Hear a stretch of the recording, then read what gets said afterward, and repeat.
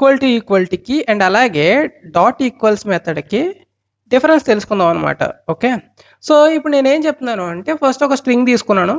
String A equal to hello అన్నాను. So and అలాగే string B equal to hello అంటున్నాను. Okay, so ఇక్కడ మనకి ఏం జరుగుతుందంటే రెండు స్ట్రింగ్లు వెళ్ళి స్టాటిక్ మెమరీలో స్టోర్ అవుతాయి అనమాట. సో ఇది నా స్టాటిక్ మెమరీ. ఓకే, ఈ స్టాటిక్ మెమరీలో ఏం జరుగుతుంది అంటే ఏ అండ్ బి ఇవి రెండు ఎక్కడికి స్టోర్ అవుతాయి అంటే హెలోని పాయింట్ చేస్తాయి అనమాట. ఓకే, సో స్ట్రింగ్స్ మనం ఇమ్యూటబుల్ అని ఎందుకు అంటున్నాం అంటే ఇన్ కేస్ నువ్వు ఒకవేళ string B equal to hi అని ఇచ్చావు అనుకోండి, ఏం జరుగుతుంది అసలు మనకి? మనం ఏమనుకుంటామంటే బి వాల్యూ కంప్లీట్గా మారిపోయింది అనుకుంటాం. కానీ నిజానికి స్ట్రింగ్స్ అనేవి ఇమ్యూటబుల్, అంటే మనం ఒకసారి అసైన్ చేస్తే దాన్ని చేంజ్ చేయలేం అనమాట.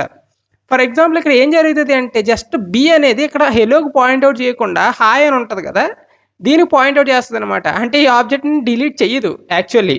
ఓకే, రెఫరెన్స్ని మారుస్తుంది అంతే. అందుకే స్ట్రింగ్స్ అనేవి ఇమ్యూటబుల్ అంటే మనం జస్ట్ కైండ్ ఆఫ్ మనం మోడిఫికేషన్ చేయలేం అనమాట. ఓకే, సో ఇక్కడతో పక్కన పెడితే, సో ఇది మనం పక్కన పెడదాం ప్రెజెంట్. సో ఇక్కడ మనకి రెండు స్ట్రింగ్స్ ఉన్నాయి కదా, ఇప్పుడు నేను ఏమంటున్నానంటే ఏ ఈక్వల్ టు బి అంటున్నాను.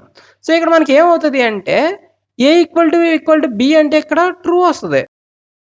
ఓకే, అండ్ అలాగే ఏ డాట్ ఈక్వల్స్ బి అన్నా సరే ట్రూ వస్తుంది. ఓకే, కానీ భయ్యా నువ్వు డిఫరెన్స్ ఏం చెప్పలేదు, ఈక్వల్ టు సేమ్ చెప్తున్నావు అని అనుకుంటున్నారు. ఇప్పుడు మనం డిఫరెంట్ కాన్సెప్ట్ వద్దాం. Okay, string A equal to new string hello అని రాస్తున్నాను ఇప్పుడు. ఓకే, సో అండ్ అలాగే సేమ్ నేను ఏం చేస్తున్నానంటే string B equal to new string hello అని రాశాను. సో ఈ కేసులో మనకి ఏం జరుగుతుంది? సో ఈ కేసులో ఏం జరుగుతుంది అంటే ఇక్కడ స్టాటిక్ మెమరీలో స్టోర్ అవ్వదు, జనరల్లీ మనకి హీప్ మెమరీలో స్టోర్ అవుతుంది అనమాట డేటా వెళ్ళి. సో ఈ హీప్ మెమరీలో ఏం జరుగుతుంది అంటే ఫస్ట్ ఇది ఒక హెలో ఆబ్జెక్ట్ అండ్ అలాగే అనదర్ హెలో ఆబ్జెక్ట్. ఓకే, ఇది ఏ అండ్ ఇది బి అనుకోవచ్చు. సో మనకి ఇక్కడ దీనికి ఒక మెమరీ అడ్రస్ ఉంటుంది కదా, రెఫరెన్స్ 1 2 3 4 అనుకుందాం. ఇక్కడ దీనికి ఏముంటుంది 3 4 5 6 ఉంది అనుకోవచ్చు. ఓకే, ఇప్పుడు మనం ఏ ఈక్వల్ టు బి అంటే ఏమవుతుంది అంటే దీనికి ఉన్న రెఫరెన్సెస్ కంపేర్ చేస్తుంది అనమాట. సో రెండు సేమ్గా ఉన్నాయా? సేమ్ లేవు కదా. సో ఇక్కడ ఏమవుతుంది అంటే ఫాల్స్ అయిపోద్ది అనమాట సింపుల్గా మాట్లాడితే.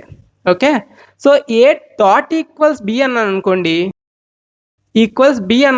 ఇక్కడ ఏం జరుగుతుంది అంటే లోపల ఉన్న కంటెంట్ని కంపేర్ చేస్తుంది. అంటే ఆబ్జెక్ట్లో ఉన్న కంటెంట్ని, రెఫరెన్స్ని కాదు, కంటెంట్ని కంపేర్ చేయడం వల్ల మనకి ఇక్కడ ట్రూ వస్తుంది అనమాట. ఇదే సింపుల్ డిఫరెన్స్.